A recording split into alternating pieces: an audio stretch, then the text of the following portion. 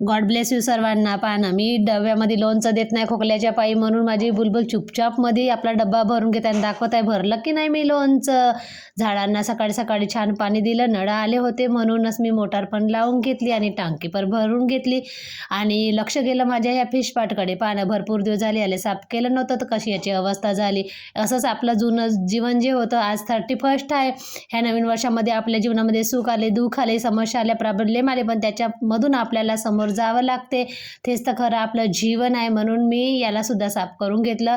आज उद्यापासून आपलं नवीन वर्ष सुरुवात होत आहेत. आपलं नवीन वर्ष सुखासमाधानीचं, आनंदाचं असं जावो बा, म्हणून मी हे सगळं साफसूफ करून घेतलं. कारण याच्यासारखंच आपलं जीवनसुद्धा असते, कधी सुख कधी दुःख.